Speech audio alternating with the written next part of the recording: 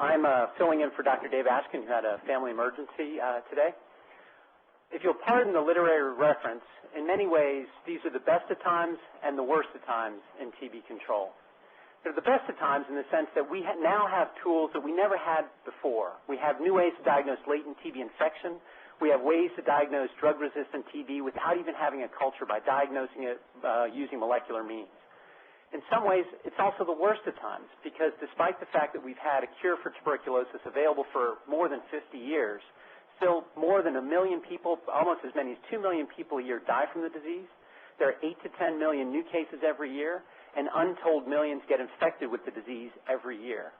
Also, as there's a scale-up of more diagnostic capabilities in developing countries around the world where there's high incidence of TB disease, we're now either becoming aware or there's a rising incidence, one of the two, of drug-resistant tuberculosis throughout the world. And that is actually the big, bad, scary. That's the issue that's going to challenge TB control despite the new tools, despite the new drugs that have given us so much promise. So speaking of drug resistance, it's my pleasure, my honor to introduce you to our speaker today. Dr. Dick Menzies is a professor of medicine and epidemiology and biostatistics at McGill University.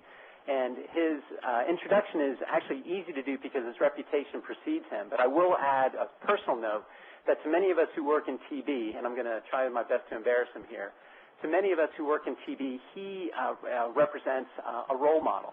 And he has mentored so many of us who have not had the opportunity to work with him directly there in McGill, but have worked with him through a distance and through his work. So again, without further ado, let me introduce to you Dr. Dick Menzies, one of the most productive and most humble guys that you will have in TB today. Dr. Dick Menzies. Right, thanks. Thanks, Mike. Thanks for not embarrassing me too much. That was the most important thing. Mike's going to drive me 4 hours, and I threatened that I would, berate him for 4 hours straight if he did anything embarrassing, so he was nice to me this time. Anyway, thank you. Thanks, Mike. Thanks, actually, to Dave Ashkin. I'm sorry he's not here. And to everybody who organized the event, it's a pleasure to be here. A.G. Hawley, I haven't ever visited here before, so it's fun to come here. I know there's a tinge of sadness here, but hopefully that will turn around in the next month or two. So I'm going to talk about MDR, XDR, and TDR. This is largely, I'm going to present to you work that I've been involved with that has been over the last couple of years. And I'd certainly invite questions at pretty well any time, but there are a couple of kind of obvious breaks where I'll stop and see at that point if there's questions. So first, let's see now. Okay, so I'll move on. Oh yes, I just want to point out I'm from Le Chest in Montreal. Right, disclaimer, I have no conflicts of interest, sadly. I'm open to them, but that's the world of TB, It's a sad state of affairs when TB still, most speakers in TB have no financial conflict of interest. As Mike says, it's the best of times and the worst of times. Okay, so global TB. I think everybody is quite familiar with these kind of statistics.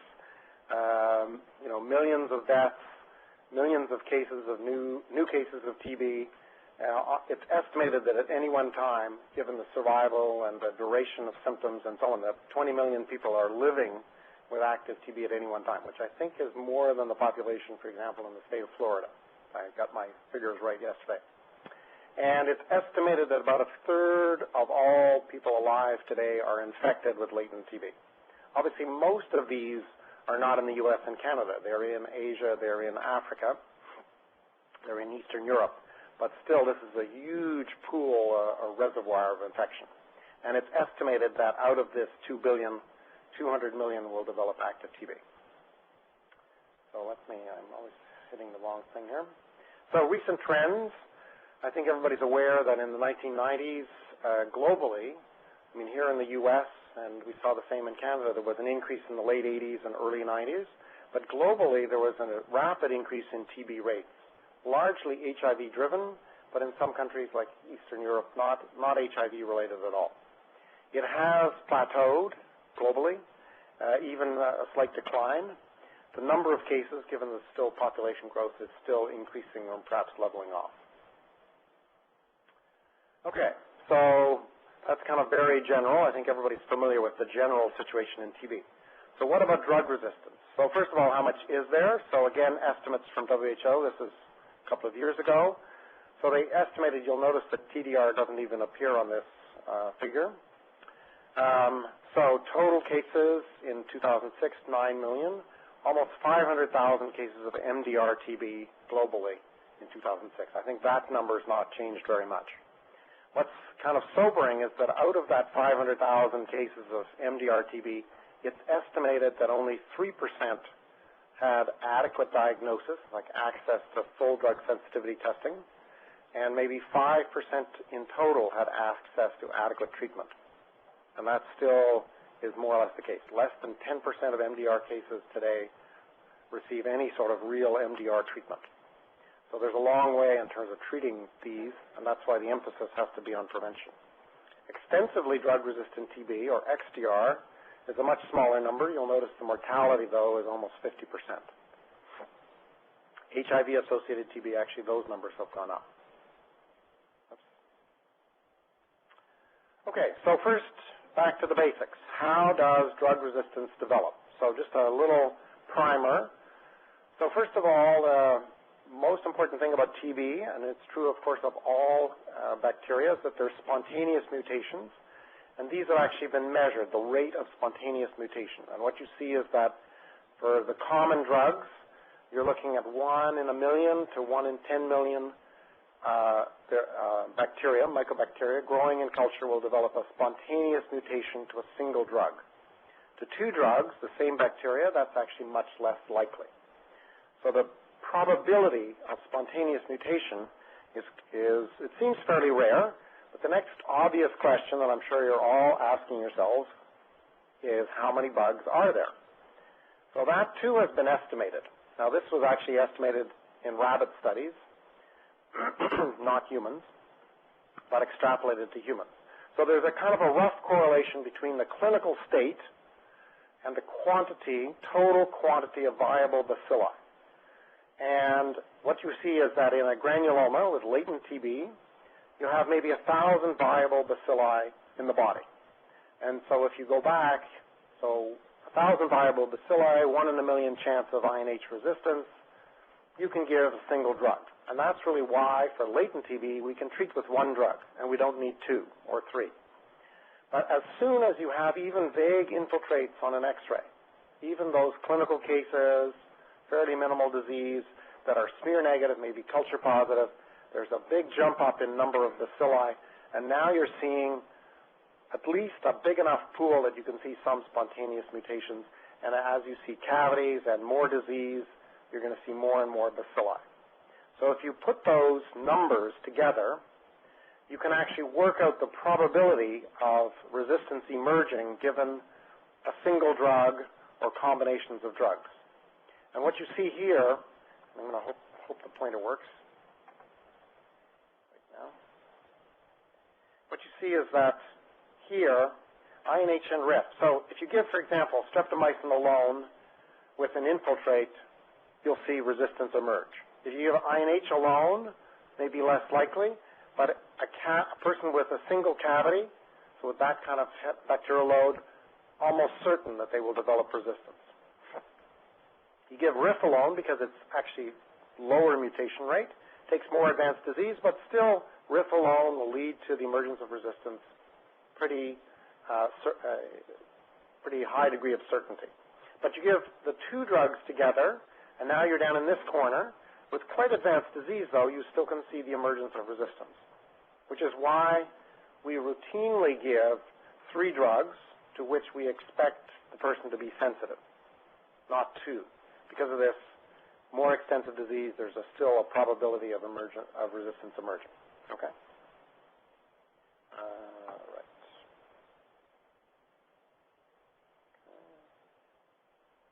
Okay. So, and in fact, all this information comes really from the very first time that streptomycin was discovered and tried. You sort of have to put yourself back in 1948 when there was no drugs available for TB. People were admitted to sanatoria, and people hoped for a cure, which was rare. spontaneous cure was rare, and so a lot of people just came in and died slowly. So you can imagine when streptomycin was first tried, there was tremendous excitement, and people were getting streptomycin and rapidly getting better. But the sad thing was that they found that within a month, they did serial cultures on people, and they found that within a month, and you see it here, you see at a month they began to see the emergence of resistance.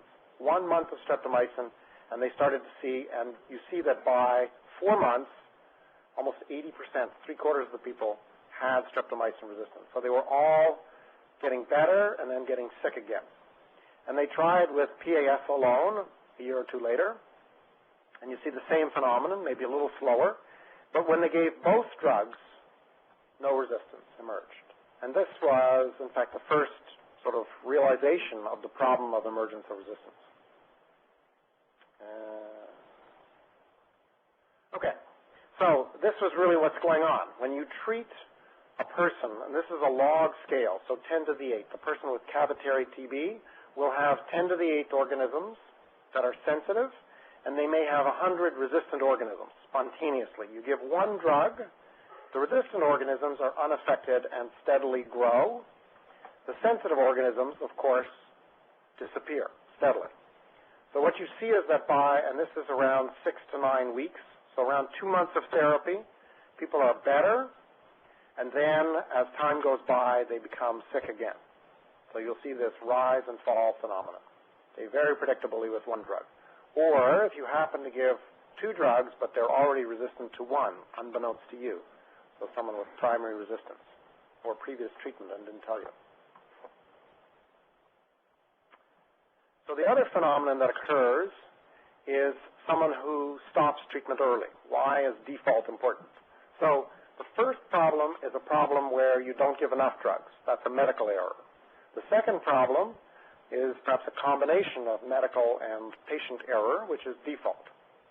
And so what happens is when you start treatment, and again you're up here with lots of sensitive bacilli and a small population of resistant bacilli, and you give several drugs, and the number of drugs rapidly gets better. So you have a person smear positive, culture positive, of course, and they're rapidly getting better. And again, by 6 to 9 weeks, the population of bacteria has gone down, but the resistant population went down more slowly. They're killed off not as fast. So what happens at 6 to 9 weeks when the population of bacteria is gone, or much less? How do people feel? Of course, they feel better. And a normal human response to feeling better, that is, in fact, quite logical unless you've been educated well, is, well, I'm feeling better. Do I need to continue taking this handful of medications that actually I hate? They make me, stomach upset, buzzing in my ears, whatever. So a normal human response is when you feel better is to stop the meds. And what happens now, let's say you stop at this point here. I'm going to click here. Okay? So now the population of resistant and sensitive bugs are quite similar. If you stop, what happens to all the bacteria? They all start to grow back, if you will. Okay? It's kind of like a vine that you cut back. And everything grows back, but now the relative proportion of resistant and susceptible has changed. Now you've got almost 50-50. So the next time in 6 to 8 weeks, when they're back up here, then the population now you give again the same treatment, but now you've traded fully or seemingly fully sensitive with half-half. You treat again with the same drugs. Patient again, there's a decline in the susceptible bugs. Patient feels a bit better. They may default a second time, but now this second time you've replaced the population entirely with resistance. And so certainly one default will lead to some emergence of resistance and multiple defaults inevitably. And so this was the phenomenon, for example, that led to the emergence of MDR in New York City. Very well described. Multiple defaults from therapy, multiple restarts. People would come into hospital, get treated, be discharged, disappear. And so MDR emerged very rapidly. I would say this same phenomenon is now going on in South Africa, as an example, where the program is struggling to keep up. So, in summary, So emergence of drug resistance. Single drug therapy inevitably leads to resistance. Even two-drug therapy can lead to resistance, or two effective drugs. Irregular or default, irregular therapy will also lead to resistance. And, of course, low dose. I didn't talk about that very much, but inadequate doses, poor drug absorption, all these things as well can lead to selection of the resistant mutants. And all of these conditions are common in many countries. So low-quality drugs, you can go to countries where you can buy in the pharmacy, but who knows the quality of the drugs. Inadequate regimens. A survey was done in India, in Mumbai. They surveyed over 100 physicians. They simply asked them, how would you treat a new case of TB? For 100 physicians, they actually got more than 100 possible regimens. Right? So everybody had their own cocktail. And this is for new treatment, where there really is only one answer, one correct answer anyway. And not only that, when they went through them, they judged that about 50% were inadequate regimens. So some were overkill, too many drugs, but a lot were under, too few drugs. And then, of course, people have to buy meds in many countries. If you don't have a proper national program, meds are not free, you have to go to the pharmacy. Well, you can't always afford them all. So a bit of negotiation, you might buy the cheaper drugs and forget the more expensive ones. Or you might buy for a month, and then, of course, you have to save up to buy 6 months later, you buy another month. So the worst scenarios possible. And these happen in many countries. And then there's just poor follow-up, interrupted therapy.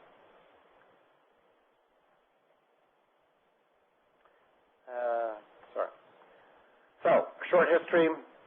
So, in 1943, streptomycin was discovered, the first clinical trial, and again, the emergence of resistance I showed you. Between 1945 and 1970, 15 new TB drugs were developed, tested, and introduced. And the whole multi-drug therapy, multiple randomized trials were performed into the 1970s. And the regimen we use now was really developed by 1970. Okay? Now, between 1971 and 2007, there's been one new TB drug developed, tested, and used that's an effective drug. And those are the fluoroquinolones, which, of course, were not developed for TB at all.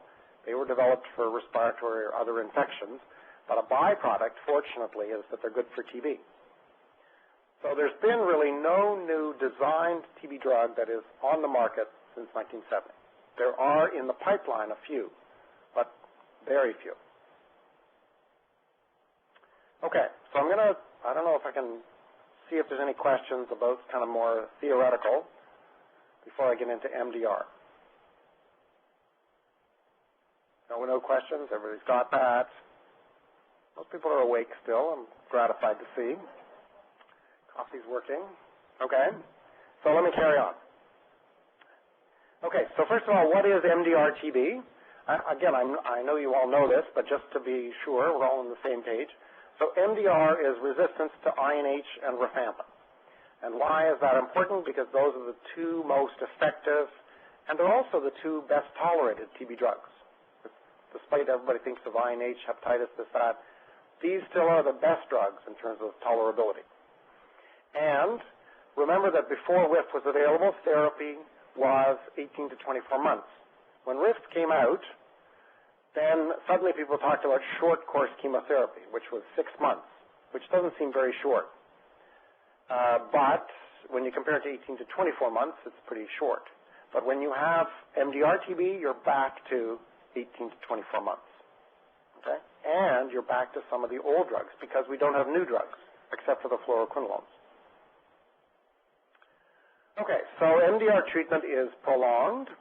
Minimum is 18 months. It's certainly unpleasant at best, right? 6 months of injectable on average, sometimes longer. That alone is very unpleasant. It's toxic. Many of the second-line drugs have a lot more side effects. That's why they're second-line drugs. And it's ineffective.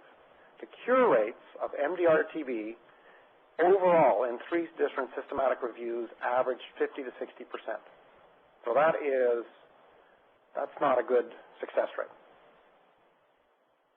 So what about costs? This is an older slide, but still gives you some idea of the costs. These are different, sorry, I'm going to try this again. This is different patterns of resistance. So this is standard Mdr Tb. In a high-income country like the U.S., it costs $10,000 just for the drugs. And a more complex case with more kind of worse resistance, almost $20,000 for the drugs alone. Okay, so it's very expensive. And of course, on top of that, you're looking at 6 months of injectable. At minimum, that's a lot of nursing time and resources, and it may be hospitalization as here, for example. So that's, again, very expensive.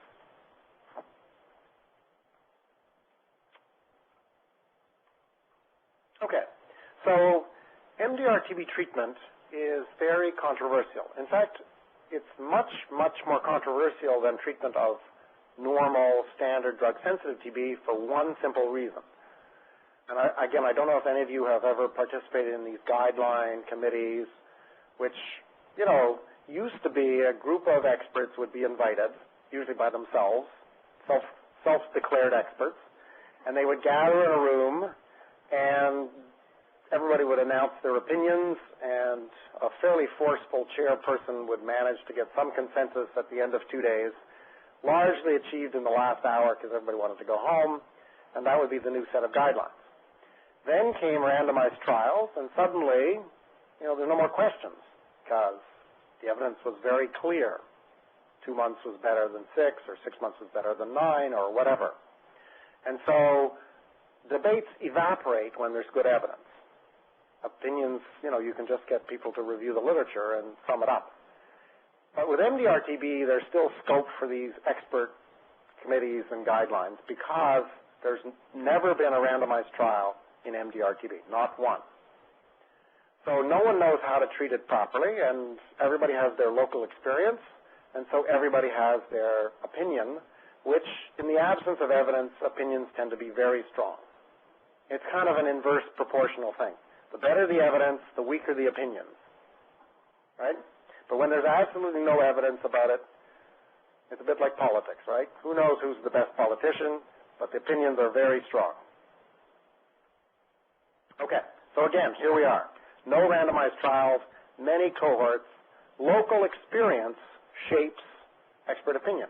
And that's valid because the patients you see here, you know, that's your experience, and they do well, they do badly. Over the years, you gain experience. The problem is that the patient population you see here may be very different from the patient population I see in Montreal, which is different again from the population in sub-Saharan Africa, for example. And so that's the problem, really, of amalgamating people's experience. Okay, so first of all, in this new era of systematic reviews, the first approach was to say, well, let's gather all of these cohort studies, collected experience, published experience, and put them together. And 3 different groups, including us at McGill, did these systematic reviews. And they were all completed about the same time, all based on these observational studies. So people kind of get treated however they get treated, and it was usually individualized, as it is here. Right? Each patient gets a regimen tailored to their history, to their comorbidities, to their age, etc. But this makes it very difficult to pool results together, and I'll show you an example from our own systematic review. So, for example, there was a notion that sex, you know, females, males might do better with Mdr Tb. Outcomes were better. But when you pool across many studies, all you can end up saying is the percent female in a given series and looking at that. Of course, that's kind of ludicrous because that's not very helpful. You want to know, no one is a, well, maybe in San Francisco, but no one is a 50% female. They're, you know, it's female or male. Or maybe in Miami, I don't know. Anyway, but you get the point. It's very difficult to make much sense out of this kind of thing, where you're looking at the percent female in the series and did they do better or worse in that. And the same with history. So what percent of patients had previous treatment? Again, it's sort of ludicrous. You can't really make sense out of it. And here, even worse, you wanted to know whether fluoroquinolones are important, and so you had series where very few people got fluoroquinolones. You had series where almost everybody got it. You had in between. Again, it's very difficult to make any sense of it. So these three systematic reviews, only the strongest things could come out, strongest factors that would affect outcomes. So what are the problems? So treatment is individualized, and yet you have 100 patients, and you're trying to make sense out of pooling this group of 100 patients with another group. The patients were very different between centers and even within centers, and you could, again, only analyze the percent with a certain factor, and so on. So the second approach is this, individual patient data meta-analysis, which sounds like quite a mouthful. Wait till I get to the analysis part.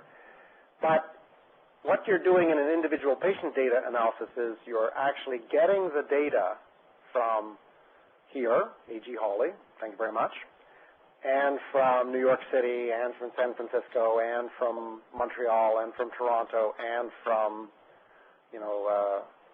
Tomsk, Russia, and so on. And you're merging them all into one, and then you can analyze it individual by individual. So it's one giant cohort. So this particular study that I'm going to present and drone on about was initiated because WHO wanted to update their MDR treatment guidelines.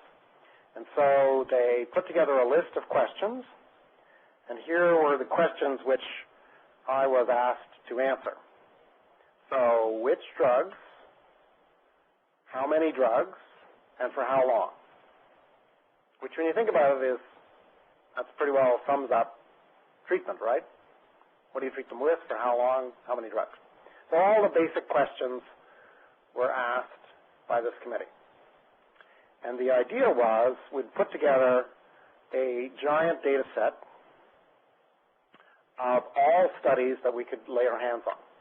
So we started with these three systematic reviews, in part because I'd personally been involved in one of them. So that work was done. You get 5,000 titles and work your way through them and eventually come down to X number of studies. So we had 3 studies. So from those, we could identify a group of all studies that had reported on MDR-TB treatment in the last 20 or 30 years, and then basically wrote to all the authors. And some of these studies were older. We had to actually literally mail a letter off. That worked once. And all the rest were emails or people, that we knew who they were or where they were. But it took a while to just track them all down. And from each group that agreed, we asked them for this kind of information. So about the patients, age, sex, the basic stuff, HIV, obviously. We wanted to know about the disease itself, extent of disease, X-ray findings, AFB smear, those kind of markers of disease severity. And we wanted to know about the drug sensitivity testing, of course. Were they resistant to the additional drugs or not, or just INH and REF? And then the treatment. How were they treated? So for each patient, we got all of this information, without their names, of course. All non-nominal, just all this information. And for those of you from here, you know there was a lot of correspondence back and forth, back and forth, back and forth. What does this variable mean?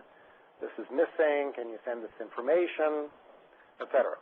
So I would credit the people here. I know Joanne, Dave actually answered many emails. But each center, we did the same.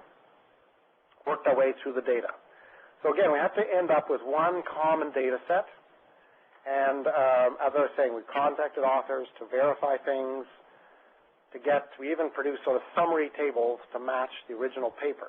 So just reanalyzed everybody's data and said, could we at least reproduce what they found, just to verify that we had kind of a good understanding.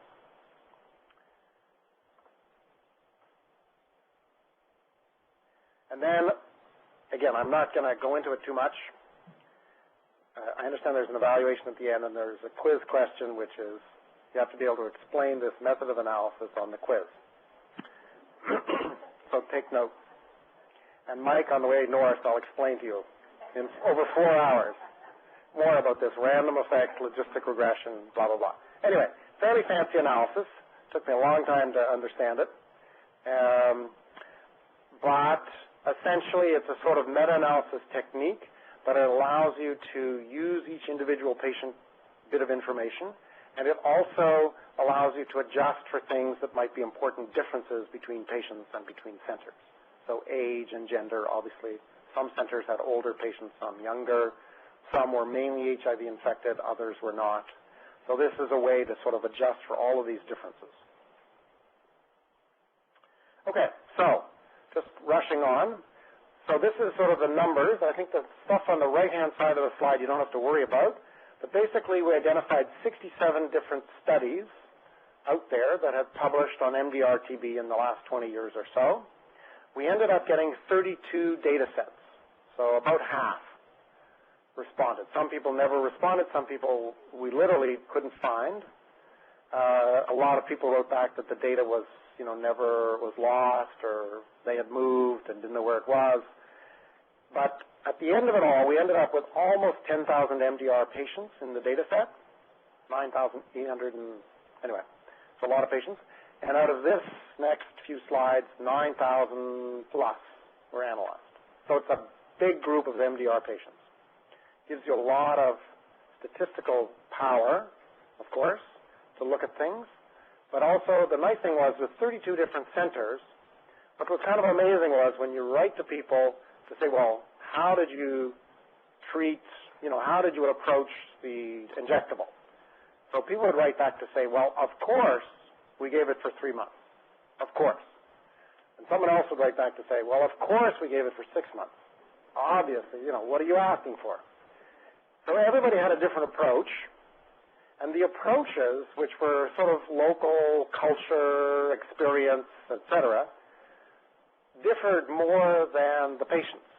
They could have very similar patients, but their approach was wildly different. So it's kind of almost an experiment going on.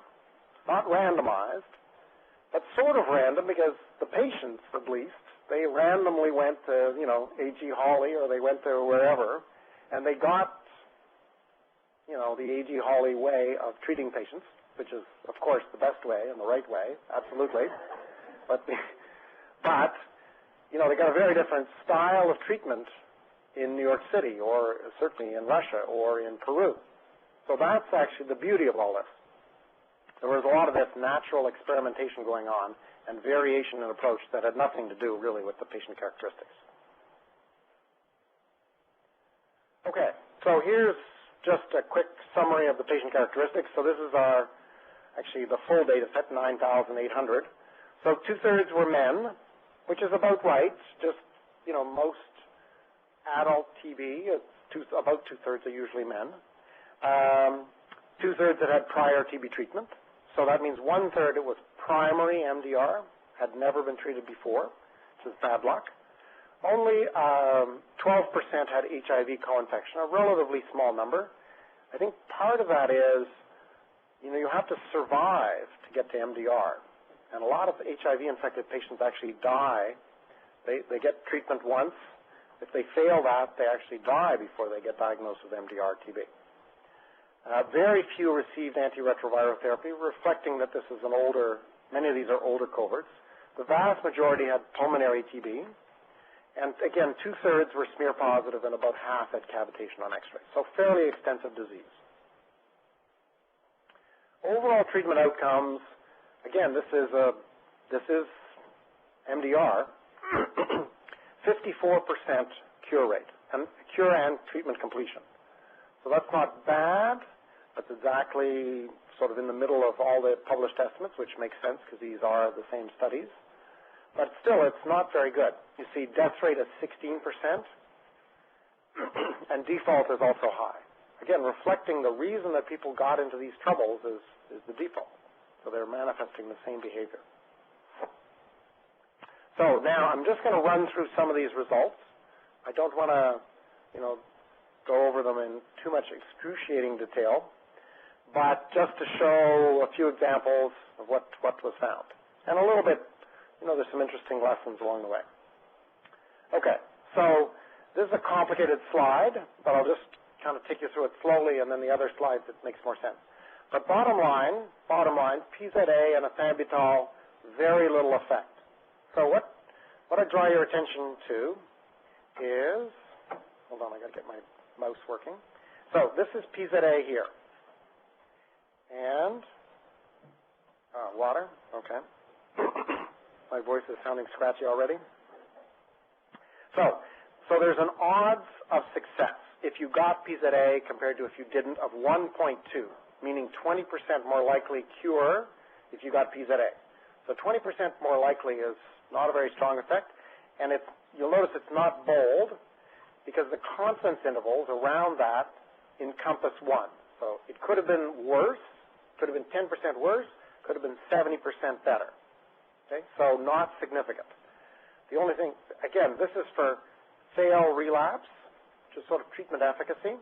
Then there's also fail relapse death, which is, obviously death is very important, and that's the kind of obvious truth.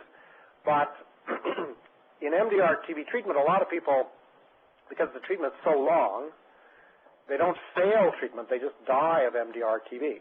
So you sort of combine them together as bad outcomes.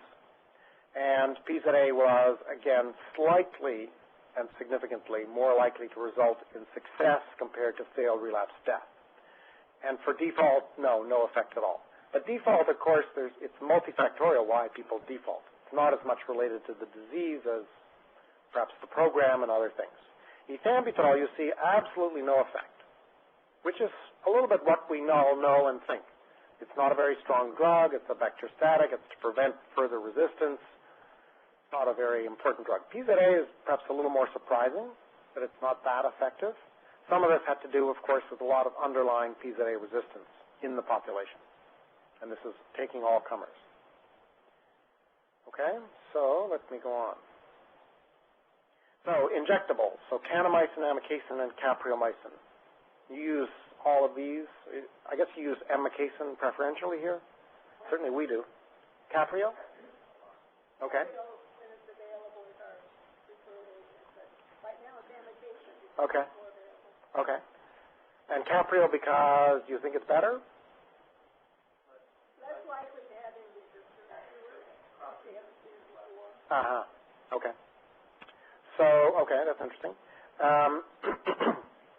So I lumped kanamycin and amikacin together. Most people, because there's almost virtual 100% cross resistance, and so most people who either got one or the other in most series. Okay, so again, these are complex slides, but what I did here is, so the total numbers are actually here. So the total number, for example, who got kanamycin only was 4,500 people. Okay? Sorry, I'll press the button here. Okay, 4,500 people, and 1,200 people got capreomycin only. And this is comparing the odds if you got kanamycin versus caprio. Okay? So what you see here is that people did worse. They had an odds of cure that was about half that if they got caprio compared to if they got kanamycin, suggesting that kanamycin's better. Okay? So I presented this at this meeting in Geneva to this expert group, all of this stuff that I'm showing you. Well, I presented more, and so on day one, I presented this, and there was a lot of people in the crowd. There was a group of maybe 20 experts from all around the world. So they said, no, Caprio's better. We're sure Caprio's better. That can't be right. So go back and analyze it according to sensitivities. So tell us tomorrow whether it's better if you're kanamycin sensitive. Okay. So because of this is a very rich data set with thousands of people, you see 4,500 people got kanamycin, you can slice it down into these subsets. So if I'm lucky, I'll go to the next slide.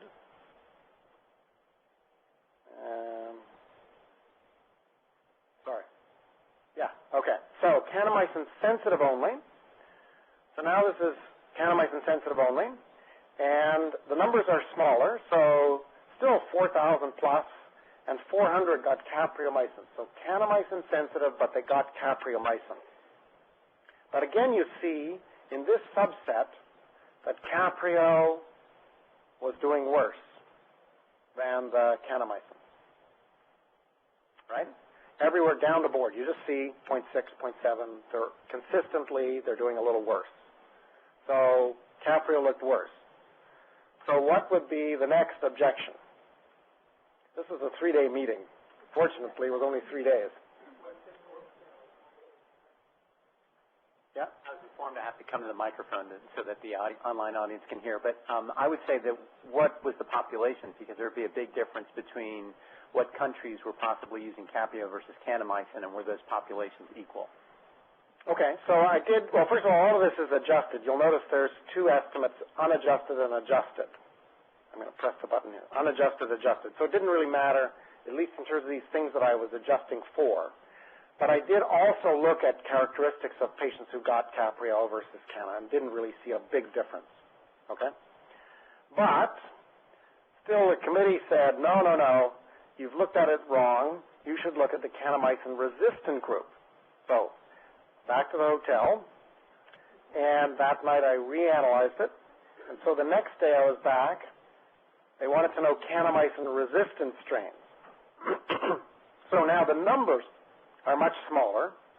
You only have 114 got kanamycin, even though they were kanamycin-resistant, and a much larger group got Caprio. So you can see that sensibly enough, if they're kanamycin-resistant, most people are getting. But what you now see is indeed in kanamycin-resistant, the people who got Caprio did better than the people who got kanamycin, quite a bit better. Okay? But yes, you should be, if you're kanamycin sensitive, don't give Caprio. Give kanamycin or amikacin. Right.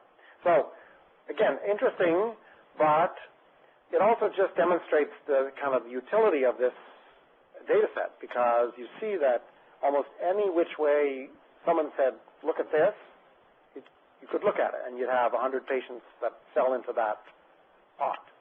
With enough that you could find, again, the confidence intervals are not bad, fairly precise estimates.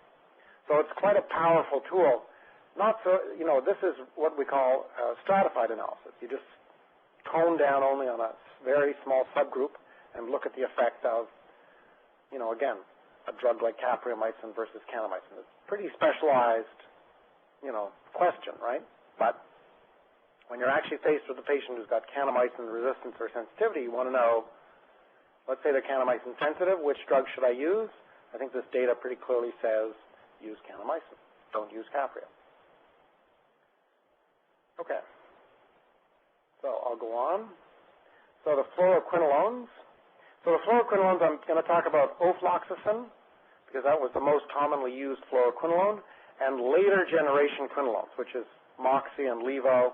Some centers use gadifloxacin. Actually, some centers in low and middle income countries still do, despite the glycemic problems. And occasionally sparfloxacin, but it's mostly Moxie and Levo. Okay, so the first thing is that all of the drugs, even ciprofloxacin, which I'm not going to show much, were better than no fluoroquinolone in fluoroquinolone-sensitive patients. So here's the odds of success. So you remember PZA had an odds maximum of 1.3, but here are the fluoroquinolones.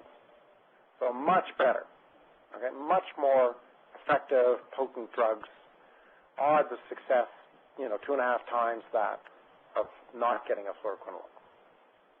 Interestingly, not much difference compared to no quinolone, but when we compared the two head-to-head, if you will, higher fluoroquinolones, later generation fluoroquinolones, against Oflox, clearly the later generation were superior. Again, not surprising, it fits. So Levo, Moxie, I'm not sure what you use here. Moxie? Moxie. So Moxie is clearly superior. In vitro it is, so it's nice that the data kind of bears it out. And reasonably consistently across the board, all 3 outcomes, all 3 comparisons, every which way. Okay? So that's fairly easy. The fluoroquinolones are easy.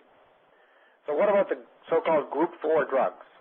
So the group 4 drugs, PAS, cycloserine, and ethionamide or prothionamide. I guess here it's ethionamide would be. Right. But some countries it's prothionamide, not quite sure why, but they're essentially equivalent.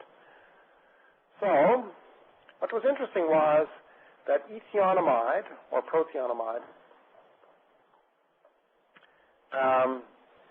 across the board seem to be reasonably potent. Not like the quinolones, but better than PZA for sure, and even better than the injectables.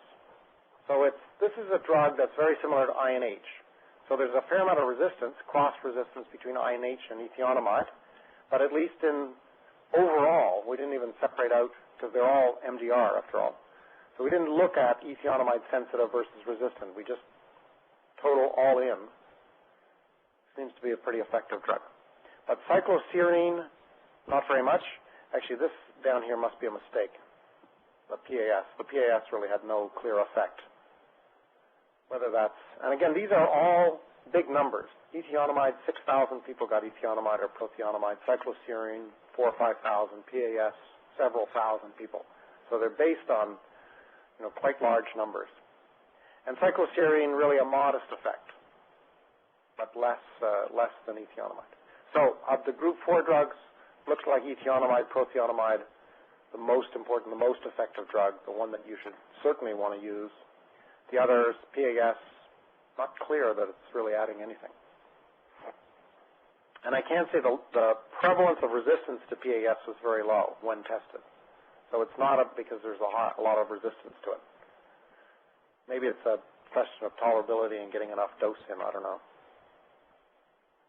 Okay, so the group 5 drugs. So there were in the data set about several thousand people who got these group 5 drugs. The group 5 is drugs that are considered, at least again by WHO, to be of uncertain efficacy and certain toxicity. So they're very much the reserve that you go to when you've run out of everything else that I've already showed you. And of these, clofazimine is one that's of interest because it's used in the so-called Bangladesh regimen, which has been quite successful. Thiacetazone is a drug that used to be used a lot, especially in Africa. It was well tolerated in that population as a companion drug, but it's still widely available and very cheap. Then there's the Macrolides, and then amoxiclav. And again, I'm not sure which of these group 5 drugs you might use. But these all, there was at least 1,000 people that took one of these, one or the other. So there were enough to analyze. And when I analyzed them, I couldn't find any benefit at all from any of them. Their odds tended to be right at 1.0 across the board. So none of these, at least in the same analysis where you could see an effect of these other, presumably more potent drugs, none of these drugs stood out as effective or helpful. Now, that doesn't mean they aren't, but in this analysis, no evidence. So they remain, all of them, at the same of uncertain benefit. Something to be tried when you're desperate. Okay. So the next question was, and this was actually, some of this was at least a little more controversial. So this was the question of how many drugs and how long.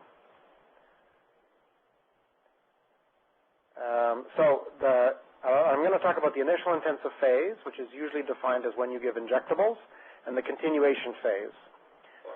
Again, just to make sure everybody's on the same page, and then total therapy. Okay, so number of drugs to which the patient was apparently susceptible.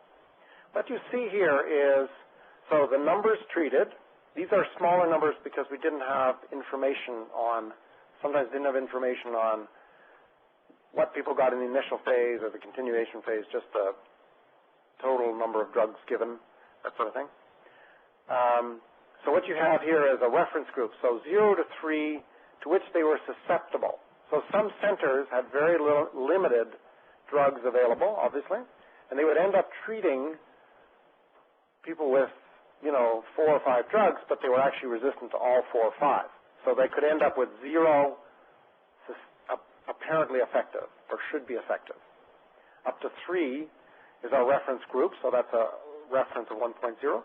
What you see is that with 4 drugs or 5 or more, you get a very similar, almost a plateau-like effect. So the odds of treatment success were about double whether you gave 4 or 5 or more drugs. So the conclusion was 4 is enough. okay, from this. Because you always want to give enough, but when you give more than enough, you just add toxicity for nothing. So the same for the continuation phase, and here it was 3. So 3, you got an odds of cure of 2.5 compared to 2, for example, in the continuation phase. So drug-sensitive TB, we give 2. We're happy with that. But it looks like you should probably give 3. That should be effective, according to DST. But 4 or more, it just, again, this kind of didn't seem to matter to give more. So 3 is enough. Okay, what about the duration? So here, actually, this was sort of the product, again, of several evenings of delight, of trying to slice this, because I started out with fairly broad categories and didn't like that. But suffice it to say that the final analysis, what you see is that with 1 to 2.5 months initial intensive phase, so very short, 2 months of injectable, that's our reference group.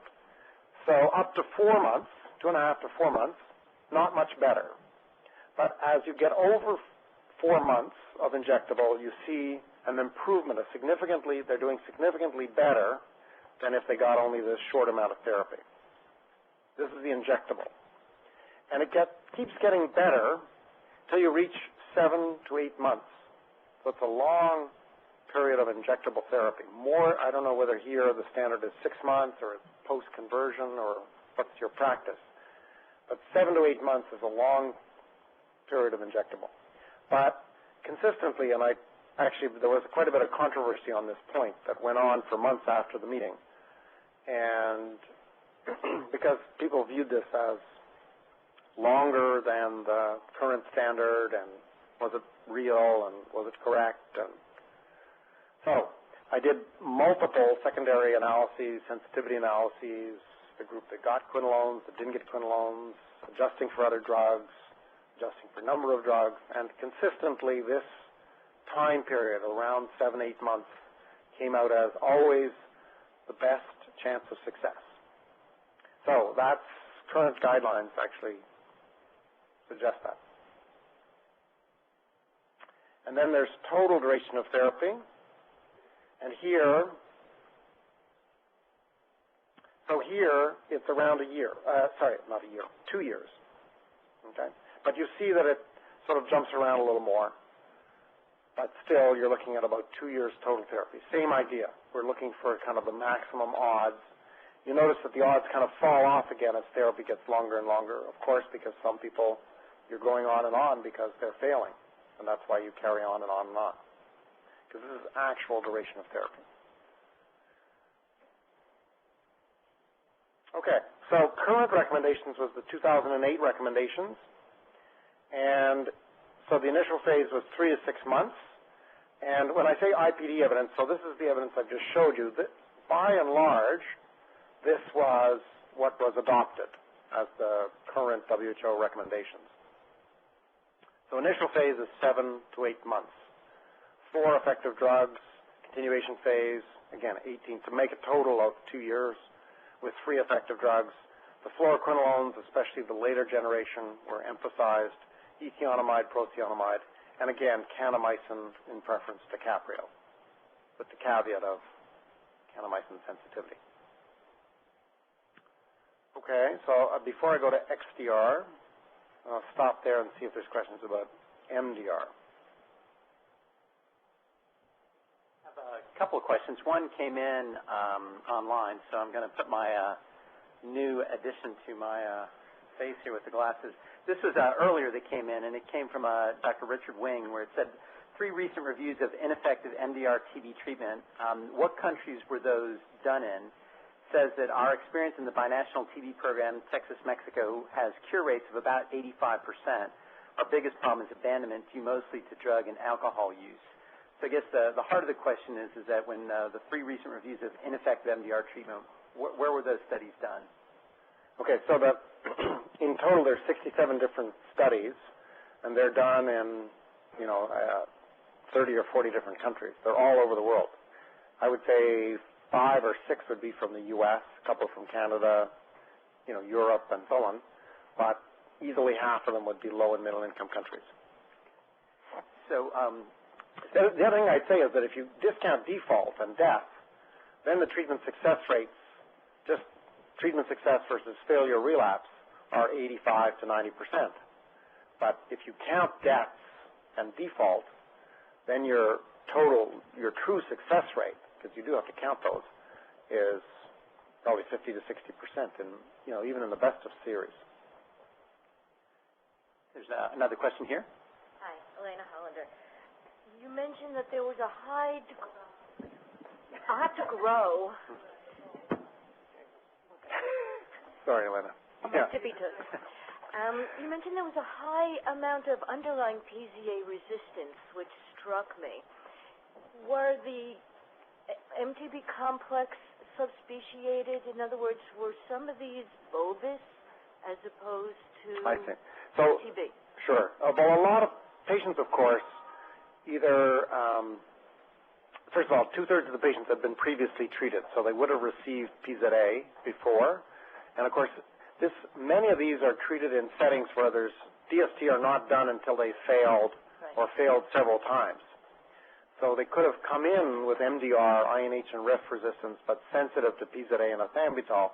Then they get standard treatment and, of course, become resistant. They acquire additional resistance to PZA or ethambutol. And then they're in settings, I mean, again, some of these settings in Russia, primary MDR-TB will come in with 5-drug or 6-drug resistance right off the bat, coming out of prisons or wherever. So, I mean, I think the PZA resistance is just a marker of a lot of previous therapy, inappropriate therapy in the community. Just a thought, because since so many countries don't have the exact standards that Sure. get out all the bovis, I was just wondering whether that played a factor in it. So it's a good thought. Most of the series from low and middle income countries, when they did define it as MDR-TB, they would do some speciation. What methods they used varied, of course. So they would usually say, this is MTB in all patients and that sort of thing. They'd make a statement on that. Okay, thank you. I think mostly it's MTB.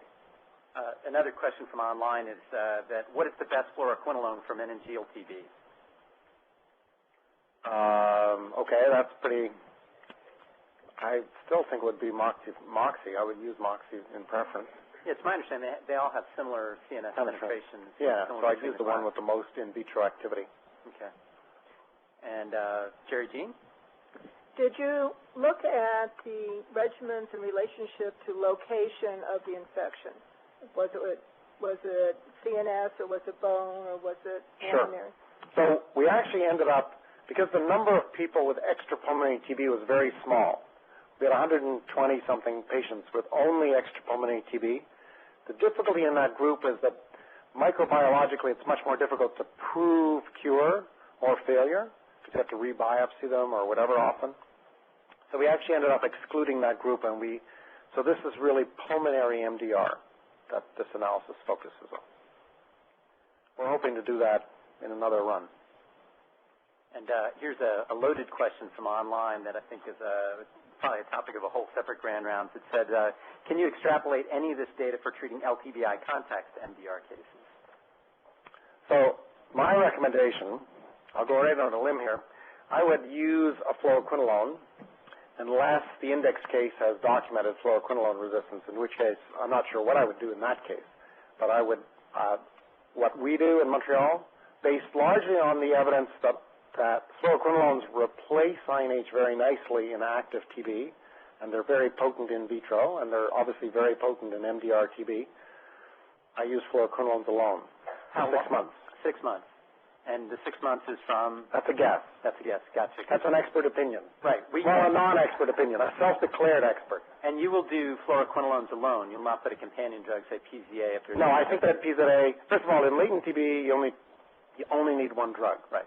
So you're just treating yourself by adding a second drug, and you're definitely adding toxicity by adding PZA. Absolutely, because in our experience, there's been a huge jump in toxicity when you try to get fluoroquinolone alone versus fluoroquinolone with PZA or PZA and EMB, if there's a way you can get around that. So we use the fluoroquinolone, but in general, we shoot for 12 months. If there's any intolerance, we call them done whenever we get them through at least 6 months. the 12 is what we shoot for, and again, we make that number up as well. So, one other question. Heidi, go ahead. Can you go to the mic, Heidi, please? Yeah, because of the online people. I can hear you. Thank you. Just since now we're into this new presentation Yep. of LTBI, would you use it for kids, fluoroquinolone? That's interesting. I know that the experience, like in South Africa, where they treat a lot of MDR in kids, is they use fluoroquinolones in the kids.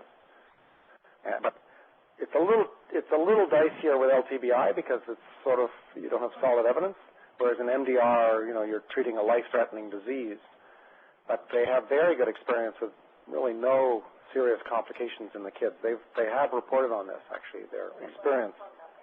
And there's decent data in the U.S. from children treated with CF where fluoroquinolones are safe. I mean, you need to be careful and you need individualized therapy, but our approach has been to use them when there's been a significant exposure and documented conversion. But again, there's not a lot of data to support it, but that's been our practice. But again, with sketchy data, that's the best we can do. All right, one more question from online before we move on. Says, are you suggesting that even if organisms are sensitive to EMB and PZA, these should not be relied upon in the continuation phase along with the third drug, such as a quinolone? What if a patient has shown serial intolerance to PAS, cycloserine, and ethionine, and these have been dropped out at different phases of treatment? Okay, well, it's obviously hard to individualize. Right. What I am saying is that the data suggests that PZA and ethambutol are weak drugs in MDR-TB. Exactly whether they're individual circumstances that I would use them, sure. Especially in the scenario you're describing where the other drugs are not, you can't count on them. But if are they the only companion drugs to the fluoroquinolone, I'd be worried about that. I'd try to find a fourth drug. One question that I had looking at when you're talking about duration of therapy on one of the last few slides. Yeah. I thought it was remarkable that in the continuation phase, when you only get 0 to 2 drugs, you had the big jump in success with or cure at when you went to 3 drugs or more, but you still had a cure rate when you used 0 to 2 drugs. You still had a cure to which there was demonstrated susceptibility. You still had a cure rate of 81%. That's pretty high. So I'm just curious as to what your thoughts are on why that cure rate was so high if you still used in the continuation phase only 0 to 2 drugs to which there was demonstrated susceptibility. Unless I misread the slide, but I thought there was 81% cure rate and the others jumped up to 93 or so. So when I saw that, I wondered if maybe there was some sort of selection bias or something there that would skew that, because that's higher than what we see in many instances even when there's more drugs used. Sure. So there's a couple of things. First of all, some of those people may be getting 2 drugs instead, two drugs to which they are susceptible. The second thing is that these are often susceptibility tests to group 4 drugs and even to ethambutol and PZA that are less reliable. So there is, when you give more drugs to which they have in vitro resistance, you're betting on the chance that the in vitro test is wrong, right? Like when you have nothing else, right, and you give a bunch of drugs to which they seem to be resistant, we've all seen some patients get better. Is that because the test is wrong, or is there some synergistic effect? We're not sure. So, I mean, even if you have someone with, across-the-board resistance, as I'll show in a bit, you still end up giving a bunch of drugs. And some patients, although fewer, get better. Right. And I think it's important to add that resistance doesn't mean that 100% of the organisms are resistant. It's anywhere, depending on where the test is done, anywhere from 1% to 100% are resistant. So you're going to get some benefit, sure, even if there's quote-unquote demonstrated resistance. And that's some of the sort of squishier area, I think, of the science with regard to some of the treatment there. Sure. But, I mean, things like the group 4 drugs are notoriously unreliable in terms of, you go to one lab, even good labs, you'll go from one lab to another, same isolate. One lab will declare it susceptible, the next one resistant. Right. So there is always, you're better to bet with the drug sensitivity test results. Absolutely. If you've got enough drugs. But when a patient is resistant to more and more drugs, you still may fall back on the possibility of adding drugs that they have in vitro resistance to, especially if they've never taken them before. And maybe you're not going to count them, but you still give them. Right. So So just one last one as we move along to the next phase. The talk said, is kanamycin better than Caprio? Is the fact that kanamycin is better than Caprio been supported by in vitro or animal data? And this is from our colleague Ed Kahn sends this in. Okay, that I don't know. I'll keep the answer short. Gotcha. All right. Well, great. Well, with no further ado, we'll let you keep going, and we'll get more questions here at the end. Okay. Okay. So XDR. So I think everybody's heard about this epidemic or this outbreak that occurred in South Africa, but I'll just kind of review the situation in South Africa for those who are perhaps less familiar. So first of all, the incidence of active TB disease is 1,100 per 100,000 annually in South Africa.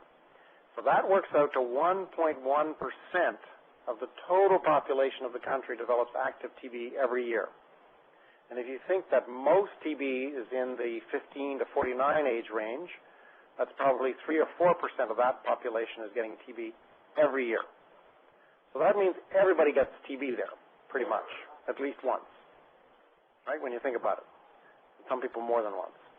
Of course, most of these are HIV-infected cases, but the seroprevalence of HIV in some communities in the general population, again, 15 to 45-year-old can be 30%. Antenatal clinics would be higher. So a really raging sort of epidemic, dual epidemic going on. The other thing that's going on in South Africa is that it's a rich country, really. There are great disparities, but nevertheless, it's a rich country. So all TB drugs are available. First line, second line, you name it, it's available. And there are huge problems with non-completion, default. I saw a couple of randomized trials were done there. And usually in randomized trials, you see optimal conditions, right? More staff, everybody's very involved, motivated. So you tend to see sort of artificially high completion rates. Completion rates were 60% in the study. And there are clinics, in fact, I got one data set from South Africa, I won't say from who, but the default rate was 50%. This was an MDR, mind you, but 50% defaulted.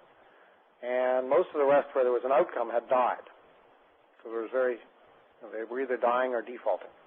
So very, very disrupted program, okay, chaotic. So in this setting, and again, I don't have a slide on this, but I saw someone give a talk on MDR in South Africa at the King George Hospital in Durban, and they had showed slides back to 2000. There was 1 or 2 cases of Mdr Tb, and by 2010, they had 500 cases a year. So they'd gone from almost no MDR and almost all of their patients also. It had been a complete transformation from drug-sensitive to MDR. Now, they are a referral center, but still an enormous increase. So in this setting, where MDR is treated, but there's a lot of default, where drug-sensitive TB is treated, there's a lot of default, you can imagine, and there's a lot of HIV to help with the transmission and generation of an epidemic, that outbreaks occur regularly. And so sure enough, they had this outbreak, 80 HIV-infected patients at a single hospital, and they all came down with the same strain of TB, and 79 out of 80 died. So, extraordinary mortality. Of course, they didn't realize, as with the, sort of like the MDR epidemics in the U.S. and Canada in the late 80s, people didn't realize until sort of the thing was upon them that they were in the midst of an MDR epidemic, and people had already died before they realized it was MDR. This was the same. They didn't realize it was XDR until most of them had died. So, in the data set that we have, so first of all, XDR, just to define it, was MDR plus resistance to fluoroquinolone and at least one second-line injectable. Okay? So kanamycin or Caprio. So the data set that we had established was for Mdr-TB with the 9,000 patients with MDR. Lo and behold, in the same data set, there turned out there were 410 with XDR. So, in fact, even though this actually happened around the world, people described XDR in South Africa. Everybody was excited about it. Then everybody went back to their own data set and realized, oh, gosh, right? Happened, I'm sure, here. You realized you had XDR patients in. You'd already had them had been occurring. So indeed, we had this 410 cases. So in the data set, because we had this group, unbeknownst to us before, that had XDR, we had a chance to look at this group and see what would they like. So it turned out we had 410 with XDR. We had 424 that had MDR. They all had MDR, but they also had fluoroquinolone resistance. And we had, as you see, 1,100 that had MDR and had a second-line injectable resistance, but not fluoroquinolone. They were sensitive to fluoroquinolones. So we had a sort of this kind of intermediate steps plus XDR. So we could look at the kind of the groups. So the first question was, well, let's just compare the characteristics. Sorry. And what you see is that, first of all, amazingly enough, some people caught XDR, and it was primary XDR. So that's really bad luck. Some of it may have been nosocomial or prison-related, hospital or prison. But you see, fairly consistent. The only real difference was that the XDR were more likely to have been previously treated for MDR and either failed or defaulted, almost a quarter, compared to only 7% of the MDR. And you see a bit of a transition across there. I got to press this button. Transition across. But what about outcomes? Sorry, I got to. Okay. So again, this is a fairly busy slide. But really what you want to look at is this cured line. So here's XDR on top, MDR, MDR with injectable resistance, MDR with fluoroquinolone resistance, and MDR only. And what you see, there's kind of a gradient of outcomes. So in the XDR group, 40% were cured, and a much higher number failed or died. Again, that's kind of consistent. So still 40% cure rates. On one hand, you could say, well, that's terrible, which it is, but even 40%, given how bad the resistance is not so bad. But interestingly, 48% cured with quinolone resistance, 56% with the injectable, and 64% if they only had MDR. So clearly, one thing that drives response to treatment is how much resistance you've got to these other key drugs. And you can see the importance of fluoroquinolone resistance. That when you're at fluoroquinolone resistance, your cure rates are not far from XDR, but there's a bit of a difference. So it really suggests each drug is important, and both in determining prognosis and therefore in presumably in treatment. Okay. So the analysis of the number of drugs, the specific drugs I'm not able to do because 400 patients seems like a lot, but it's still not enough. They're too scattered across many centers and so on to do the same kind of analysis. So, but I was able to do things like number of drugs.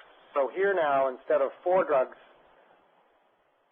you need 6 drugs or more. So basically as many drugs as you can find to give to XDR in the initial intensive phase. And in the continuation phase, 4 or more. So just kind of a bit of a step up from MDR. Instead of 4 and 3, you're now at 6 and 4. Duration, again, a little harder to do accurately. And the odds are kind of crazy here because they obviously did a little better. But still in the same range. And again, the groupings are a bit broader, just smaller numbers. But it looks like, somewhere around 7-8 months seems to be optimal. Okay. And I think I have total therapy as well. Oh, sorry. And total therapy, interestingly, around 20 to 24 months. So not that much different, really. So it does seem as though that initial intensive phase needs to be long with a lot of drugs. Obviously, an injectable, the difficulty is knowing what injectable, but typically, again, with XDR, you may have some sensitivities to Caprio or kanamycin. You don't have to necessarily have both. And I don't think I have too much more than that. So that's it for XDR. A more limited analysis, just can't pull that much more of it. But clearly you can see the importance of the fluoroquinolone resistance and the second-line injectable resistance, each contributing to the prognosis. Okay? And then, yep. So XDR questions? I couldn't let you go without an XDR question. Please. You were talking about, in the study, the number of drugs that they had on board, 0 to 2, 3, 4, and 5 and more. 5 to 8 drugs. It would be difficult to think that an XDR could have, say, 5 drugs to which it were susceptible. So some of this is also the group 5 drugs, where if someone had got a group 5 drug, there was usually no DST for that. So we had to count those as likely effective. Okay. So someone here could have had a bunch of group 5 drugs, and maybe just the sheer number of drugs would give you more. But as you'll see, there's quite a range of resistance in the next few slides. So, you may be resistant to XDR but sensitive to the group 4 drugs, for example, and then get all of the group 4 drugs. And you get a bunch of group 5 drugs, which are really unmeasurable in terms of their Right. So even, say, group 5 drugs, which have minimal effect in MDR, may seem to have some component effect on XDR? It seems as though, again, I'm just, your interpretation of this data is certainly no different from mine, which is it looks like more drugs better. How many drugs is a little unclear, and it may be that you need this many drugs because many of them are of borderline effectiveness, but taken together, they seem to add benefit. And it may be that these are the group 5 drugs where you need several to get some sort of benefit out of them. But I'm speculating. Thank you.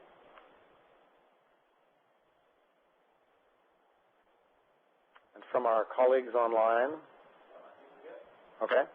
Okay, so I have really one last bit, and that's about TDR. So, TDR. So, again, this is one of those things where someone publishes a fairly small report. It was actually a letter, really, to the editor from India. 6 patients resistant to all known drugs, at least all drugs to which they could test. And, of course, the patients had poor outcomes, needless to say. And somehow this got picked up and attracted enormous media attention with the usual, the sky is falling kind of story.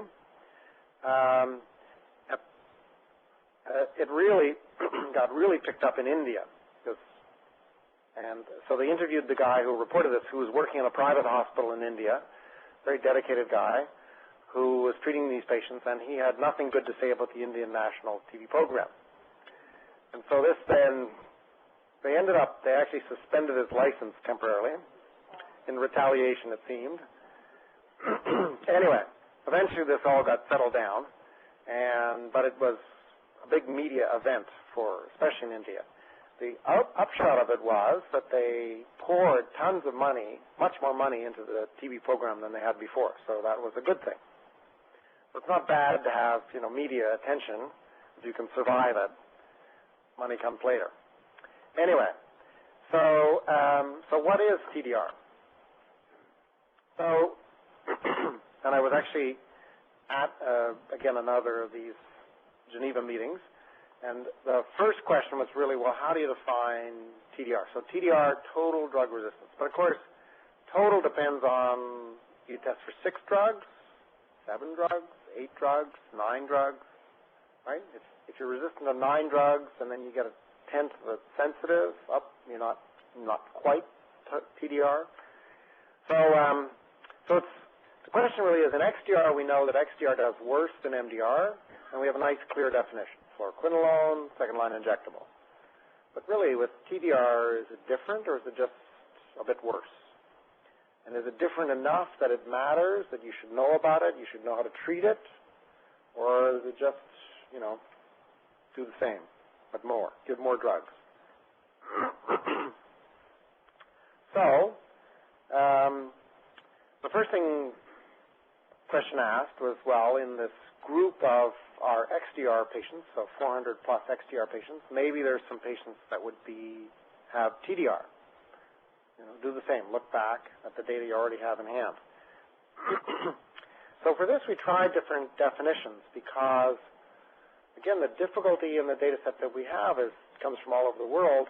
People test for different things, different data is available. So one definition was just resistant to XDR definition plus resistant to kanamycin and caprio, resistant to both of those major injectables, and resistant to streptomycin if tested. So resistant to all injectables known. A second definition was the same TDR, so injectables plus group 4. And then the third was injectables plus group 4 plus PZA-ethambutol. So trying to look at it somewhat sequentially to see whether did one group of drugs really add or worsen the prognosis more than the others. So again, we're back to this study population, almost 9,000. We only had 6,700 where they were tested for a fluoroquinolone in the second-line injectable, and of those, 405 at XDR, which works out to about 6% of the MDR cases. But by the different definitions of TDR, we had 68 that met one definition, or 48 or 42, depending a little on how stringent you make the definition. So we had, again, in the same mega data set, we had some patients that fit that definition. So the question was, well, are they different? Are they worse off? Clinical characteristics, hardly at all. So first looked at just the resistance patterns. So what we have on the left here is number of drugs to which they're resistant. So 5 drugs. So to have XDR, you have to be resistant to at least 5 drugs. Okay? Actually, no, you have to be resistant to 4, and everybody was resistant to more than 4. So as you see, this XDR group, but not TDR, 9% were resistant to only 5 drugs, all the way up to 11 drugs. And these different definitions of TDR, as you see, sometimes they're still sensitive to some drugs tested, but they're resistant to 6, 7, 8, 9, and more drugs. So they're really bad bugs, right? And this TDR3, the most stringent definition, again, you have about 50% are resistant to 10 or more drugs. So highly resistant. Now again, this doesn't mean they're sensitive to any of the drugs. They're resistant, but they're not tested. They're only tested in one lab to 6 drugs. So they're resistant to 6, but that's all they're tested for. It's one of the limitations of this kind of analysis. There isn't a standard, right? No one is even quite sure how many drugs to test for. Depends on how good your lab is, how much money you have to spend, that sort of thing. So this group with 29% resistant to 6 drugs, they're tested to 6 drugs, they're resistant to all 6, and so on. Down here, they're tested to 10, they're resistant to all 10. Okay, so they're a pretty resistant group. Now, how did they do? So the first question was, do they do worse than XDR but not TDR? So this slide says the likelihood of cure was 40%, 60%, 50%. So their chances of cure were significantly reduced.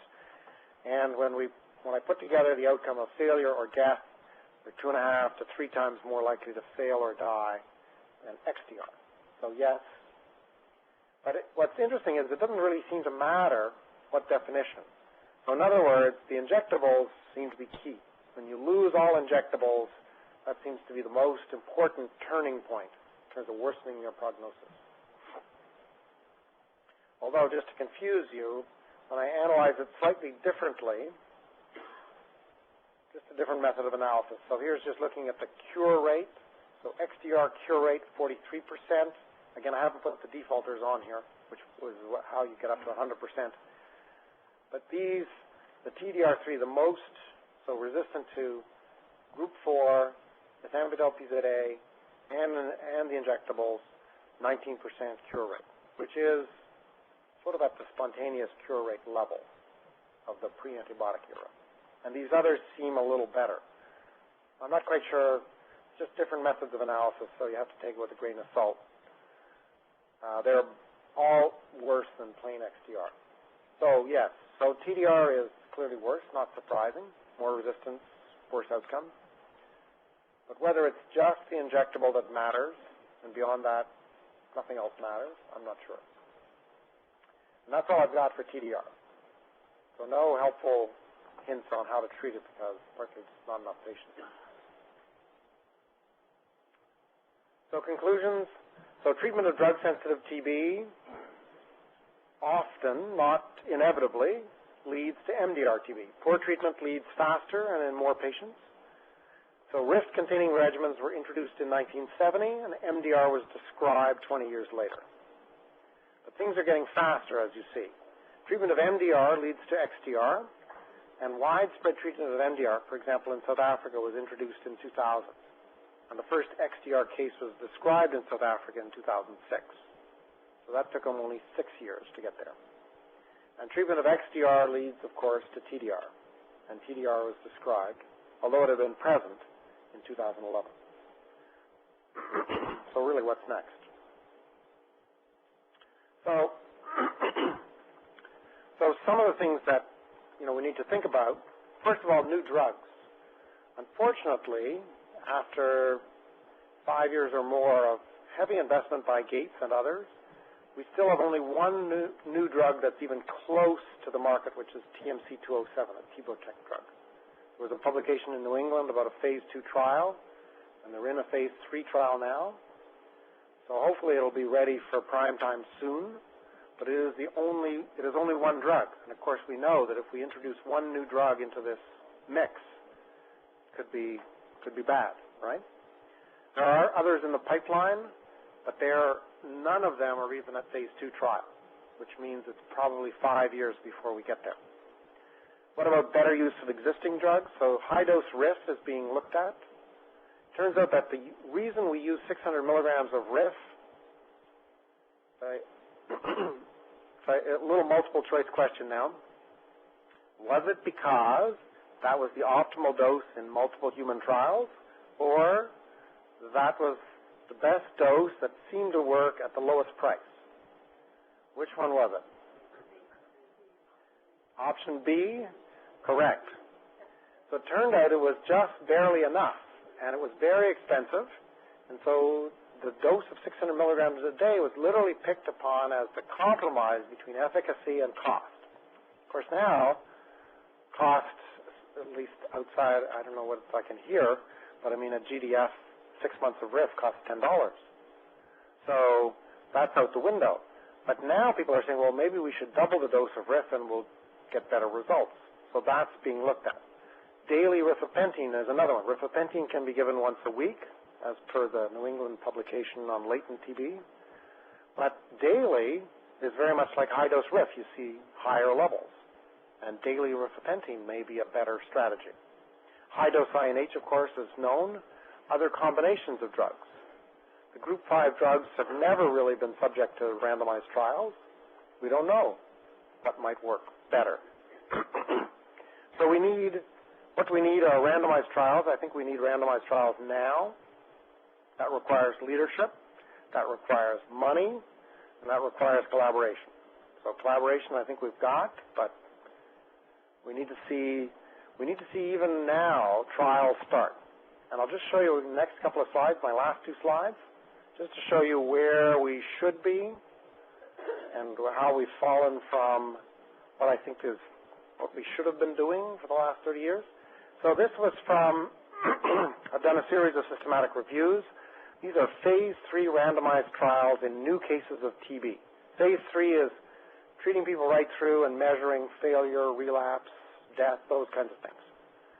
What you see is that the peak period of randomized trials was the 1970s. All right?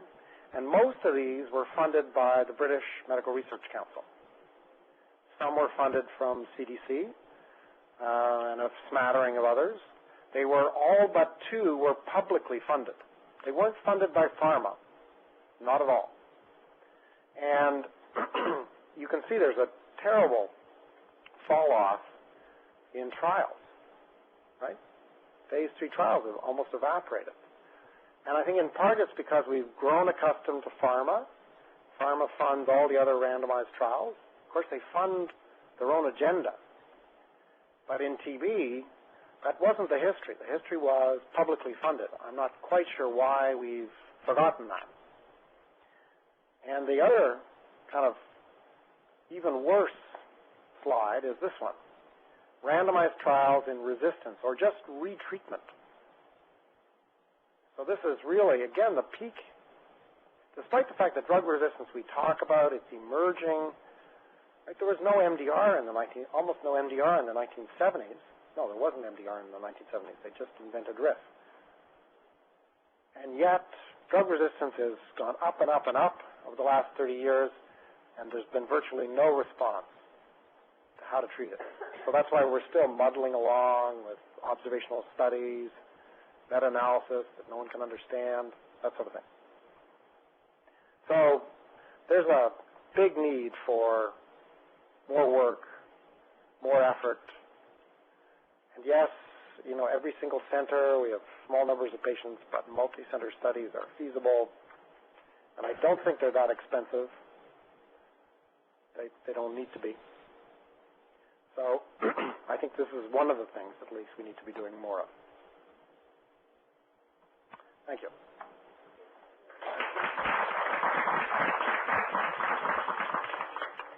Well, Dick, thank you so much for a fantastic talk. And a lot of times we say that at the conclusion talks, but I think when you look at the impact that this will have, much of this work, this is going to be one of even your and your group's bigger contributions, just a better understanding of MDR and where it's headed. It's a very, very key piece. So I'm going to go ahead and open it up again for questions. Questions will be first come, first served, and we'll be answering the question that the time that we've got. We've got about another 25 minutes. And also, I know we don't traditionally get a lot of calls by phone, but also the operator is going to now provide instructions to ask you questions by phone. Thank you. Ladies and gentlemen, if you'd like to register a question by phone, please press the 1 followed by the 4 on your telephone. You will hear a 3-tone prompt to acknowledge your request. Once again, if you have any questions or comments on the phones, it is the 1 followed by the 4 to register your question. Great. So I've gotten a few online here that I'm going to go ahead and give you now while we're waiting for other calls to come in. This first question is for Mdr Tb. That's actually a two-part question. For Mdr Tb, that's susceptible to all second-line agents. Based on your data, what is the optimal 4-drug regimen? 4-drug regimen. So, so that's a tough one. Resistant to every drug known to man. No, it's for Mdr Tb, susceptible to all second-line agents. Based on your data, what is the optimal 4-drug regimen? Okay, so second-line injectable, so kanamycin or amikacin, because I think they're pretty much equivalent. Fluoroquinolone, clearly. Later generation, Avalox, moxifloxacin, or Levo, depending a little on where you are working from. And then I think most people will still recommend PZA and ethambutol if you're sensitive to those, but I would certainly add a group 4 drug. So probably ethionamide would be my bet. Now, there is a fair amount of resistance in vitro to ethionamide. There's cross-resistance with INH, which is real. So if they're resistant to ethionamide, then cycloserine. And then the second part of that question is any data or role for linezolid in drug-resistant TB? And I know that wasn't part of your analysis per se, but any comments on that would be very helpful, I think. So that's a good question because we don't have this data set. Very, very few people got linezolid, in part because of cost. It's a relatively new drug. People just haven't been using it. I think there's growing experience with linezolid. It looks like it's a pretty effective drug. So if you can afford it, again, I think the cost puts it prohibitive in many countries, then I would certainly try it. But the difficulty is, you're skating on thin ice to know how many companion drugs to give and that sort of thing. Right. It's tough. I know, and Jerry Jean, you can comment to this, and Elaine as well, with the increased use of linezolid here, we've been using it more based a lot on experience of our colleagues in California. Gisela Schechter and their group in San Francisco and the others in California have used it a lot more, and they've had very good success with less toxicity, and I know we've had more use of it here and good outcomes with that as well, so I think that's been very helpful. Yeah, the other thing is the Korean group published a study using a lower dose of linezolid, 300 milligrams a day instead of 600, and actually had very good results and much less toxicity. So as far as results, as far as culture conversion and cure? Culture conversions and cure rates, yeah. Wow. and giving it for like 18 months. Wow, that's good. And then someone had asked, what classifies a drug as group 4 or 5? I know that was on one of your slides, but I think it would be a good review again to kind of go back over. So the group 4 drugs are drugs that were really previously used and demonstrated actually in previous randomized trials in drug-sensitive TB to be effective. So PAS is known to be effective in drug-sensitive TB from trials in the 50s. Ethionamide the same, and cycloserine the same. So they're all drugs that have reasonable proof of efficacy, but from studies from a long time ago, not really an MDR per se. So they are known to be effective, but they're all more toxic and poorly tolerated. Hence, they're relegated to second-line status.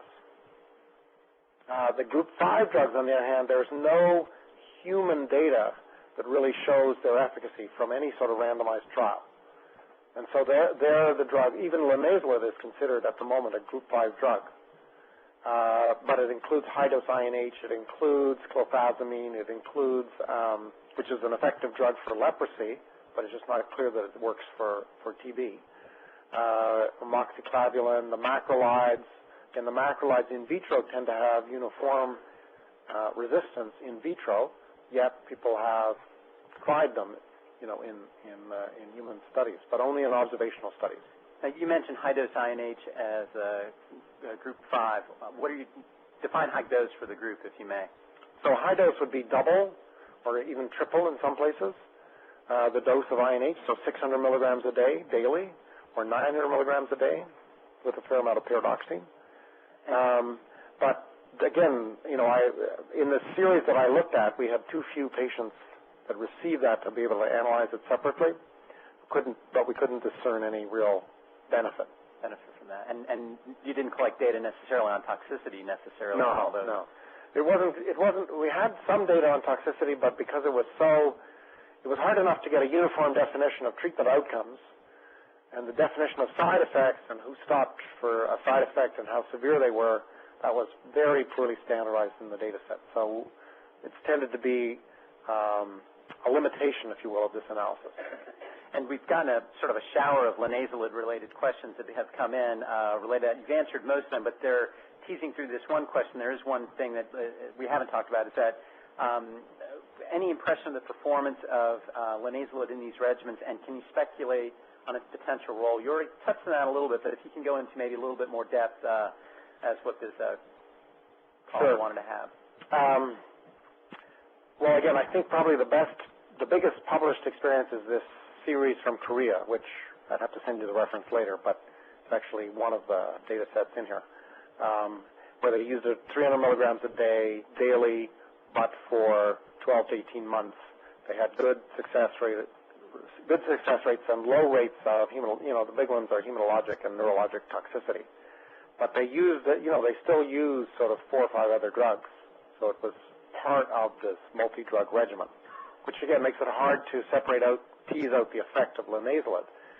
Certainly would be ideal for a randomized trial. I know CDC did a very preliminary trial in South Africa using linezolid for the first 4 months, but I know that trial was quite limited in terms of numbers of patients. It was more like a pilot study and never got off the ground. So we have a question here. Yep. Elena? 2 questions. Yeah. Did any of the sites, the contributing studies, it would have been probably North America or Europe, do any pharmacokinetic collecting data on the patients and besides us? And if so, did it correlate at all to outcomes? Okay, so I didn't analyze that. In fact, we didn't really specifically ask for that kind of information, knowing that it would be fairly limited. Obviously, we had A.G. Hawley. We had data from Denver, so I'm sure some of these centers, and from Peru, some of the partners in health, they might have done some. But I didn't analyze it because there wasn't enough. There weren't enough patients. Weren't enough centers. Okay, that would be interesting. And the second question. One of our experiences here is depending on the lab that we're getting the results from, the levels that they test the different drugs at can be all over the place. very differing levels. Is there any call for a somewhat standardization, so we're talking more apples and apples? You mean to get PK data? For testing the susceptibility. Oh, okay. I'm sorry. Okay, yes. Actually, I was just at a meeting where, again, we used this data to look at trying to standardize exactly that for second-line drug testing, drug susceptibility testing. Even for first line. You're right. So ethambutol and PZA was on that agenda, and I mean, I'm not a lab person, so I can't, fill you with all the technical details. But yes, they were trying to come up with standardized procedures and particularly critical concentrations for all of the drugs, second-line drugs, and they will be, those recommendations will be forthcoming in terms of not only what to test for, which may or may not be, what you follow, but also the critical concentrations to use that seem to be the most reliable, et cetera. Yeah. Right. That's coming. Thank you. Yeah, another question in the audience? No, I'm good. Go ahead. We've got time. No, I just wanted to know, in your studies that you had and the collection data that you had, and mine is on the public health end as far as incarcerated people internationally and in the whole group of people, do you have a percentage of what people were incarcerated? So, first of all, we didn't collect information on that sort of methods. So this is incarceration to ensure compliance? Is that what you mean? No. Or that as a had risk MDR factor as a risk factor of exposure. Okay. So we didn't collect that information. Some of the centers in Russia, of course, would have had a fair proportion of the population would come from there. New York City, perhaps. I'm not sure about here. But we didn't actually we collected information on previous treatment history, but didn't collect information like in the primary where they would have got it from. We don't have that information. Thank you. Got several online questions that have come in. This first one is, do you have any data on the cost of treatment? Okay, so we didn't, again, collect information on that. We've done that separately in different studies where we've looked at patient costs. We've looked at, obviously, the drug costs. I mean, the drug costs, I showed a slide ranging from $10,000 to $20,000 per patient, depending on the pattern of resistance. We've looked at patient costs in low and middle income countries, and given the fact that they're often hospitalized for 6 months and they often can't work for the entire duration, the patient costs are enormous, largely because of lost income, right? Because they can't work for the duration of therapy. And then the daily DOT and so on, there's a lot of travel and time costs and so on. Right, and that goes back to the New England Journal article that you had way back looking at DOT, the cost of DOT in other countries and the impact on the U.S. and Canada actually from those costs. Right. But there, the DOT's investment in new cases, but when you look at MDR patients and how much they pay out of pocket and how much they lose in terms of their income, there the costs are enormous. And then, of course, you look at the hospital costs, 6 months of hospitalization typically.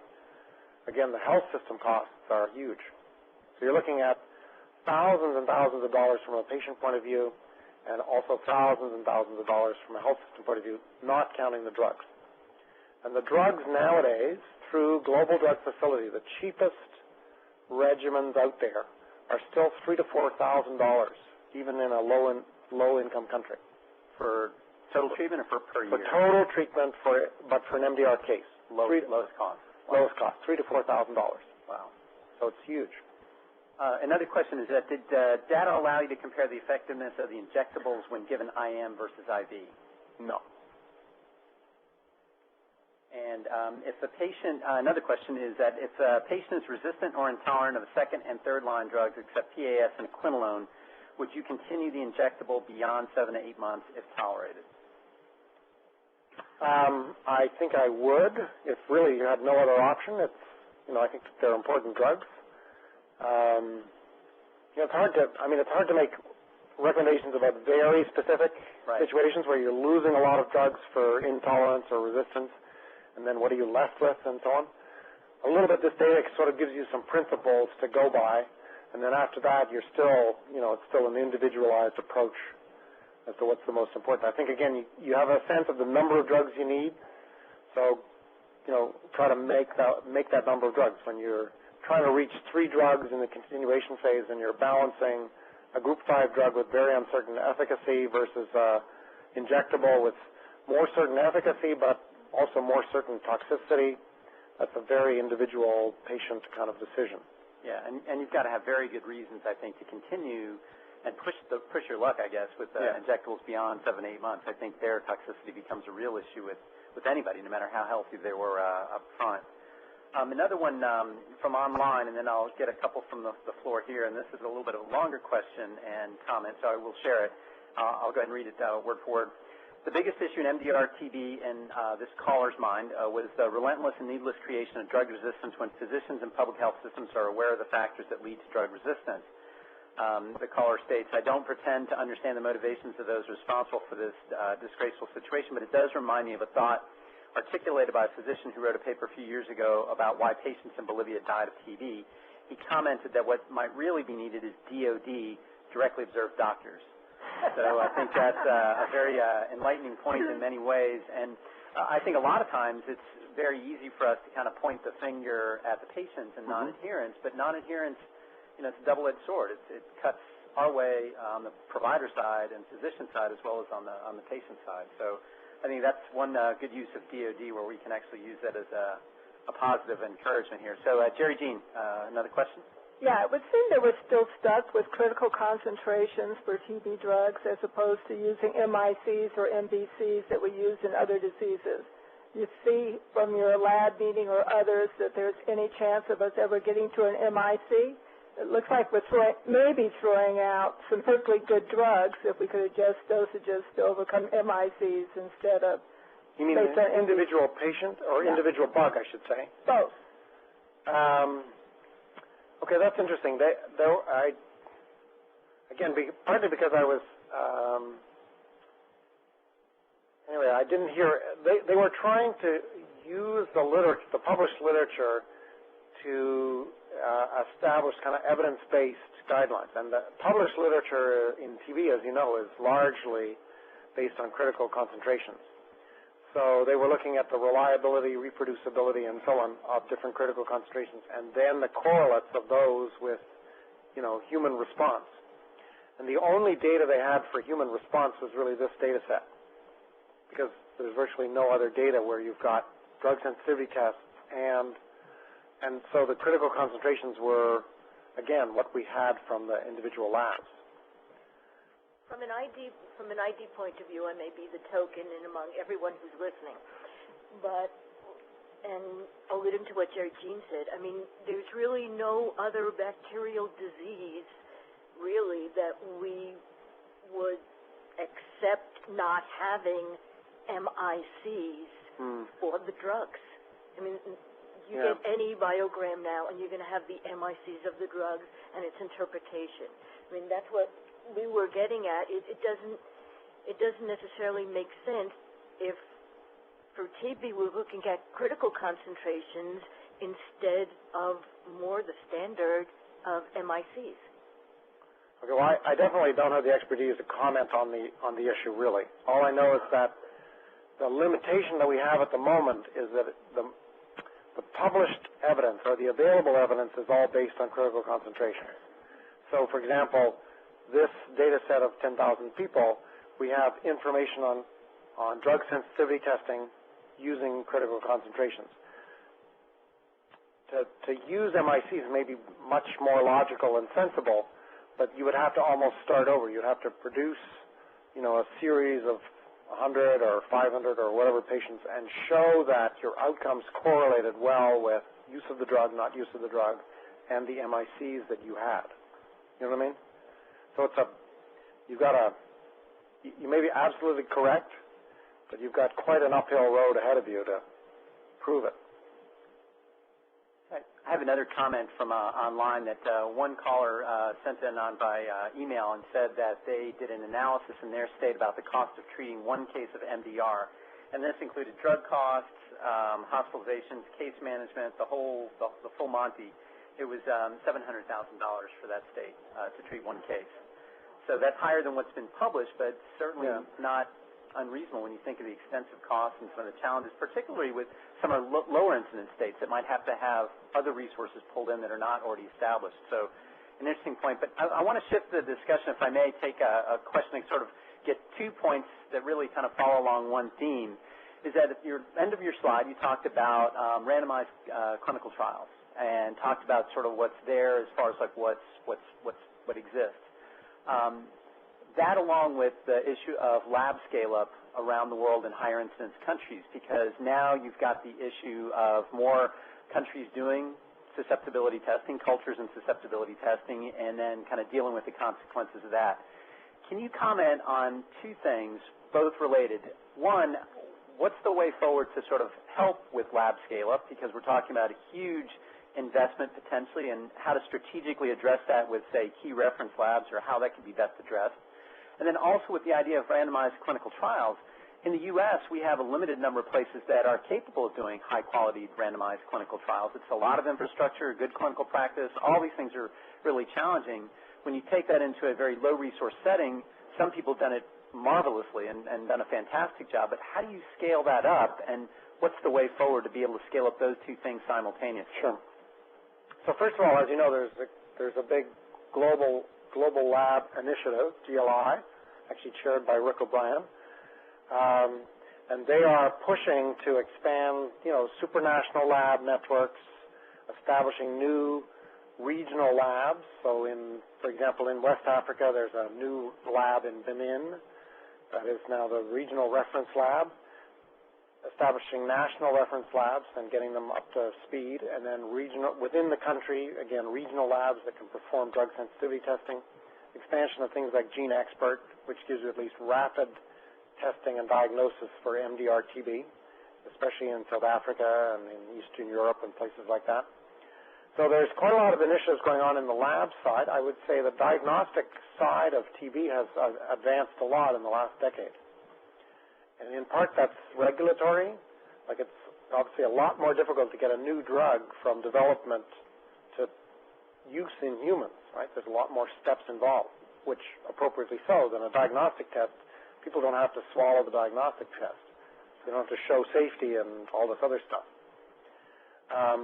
So I would actually say that the challenge more is establishing the network of investigators and the network of centers. As you say, a good quality randomized trial requires a trained infrastructure. On the other hand, I'm personally involved in a latent TB trial in several countries, and although I wouldn't say it's easy, but you can achieve a lot with, a lot of visiting and training and so on. There's no question. But I think a lot more can be achieved with a lot less money. People talk about $50 million for a randomized trial. I think you could do 5 easily, myself. So I think we think it's too much of a barrier. We think it's too big of an obstacle. We're not challenging ourselves in the TB world. We're not, in HIV, they're doing trials in the same countries, trial after trial after trial, all the time. That community is out there. And they're not saying, we have to establish this, have to need a network. They just do it, roll it out, get it done. It'd be great to kind of have those clinical trial sites do TB clinical trial sites, since it's the same population and the same places where we want to work. Somehow to integrate those two and not just reinvent the wheel. Yeah, no, you don't have to, don't have to start over. Yeah. But we don't make the rules. Let's get started. Exactly. So there's one last one online as we're wrapping up here at 12 o'clock. You mentioned poor quality of drugs in some countries. Are the second-line drugs provided through a DOTS Plus program an issue of any type? So the availability of the drugs is certainly a problem and fluctuates enormously. I think it's even a problem here. It's certainly a problem in Canada, where sometimes you can't get cycloserine, or sometimes you can't get, certainly capreomycin is another one where it's fluctuating. There, the problem is really supply and demand, because the manufacturers exist, but they make the drug, and then even though there's 500,000 MDR cases, there's not a network to get the drugs out there. So then the drugs expire and they don't sell them. So then they don't make them. So it's there's a real problem of delivery. of getting MDR treatment into patients, delivered to patients in many countries. All right, well, I think we're coming to the end of our time together. I think you've probably noticed that I'm not Dave Ashkin. Dave usually is the one here who's more dynamic than me. I could almost be self-conscious about it, but I think he's more dynamic than just about anybody I've ever met in my life. As you know, Dave is not here, and also Donna Wagner, who's a very important part of the Grand Rounds series that we do. Neither one of them are able to be with us. If you guys are listening in, we love you guys and wish you could be here with us today. But I want to thank all of you for your time. We're coming close to the end of our time, and for those of you online, please complete the online survey that will be emailed to your email address. And again, thank you all very much, and thank you very much, Dr. Menzies, for an incredible talk and great discussion afterwards. Good. Thank you.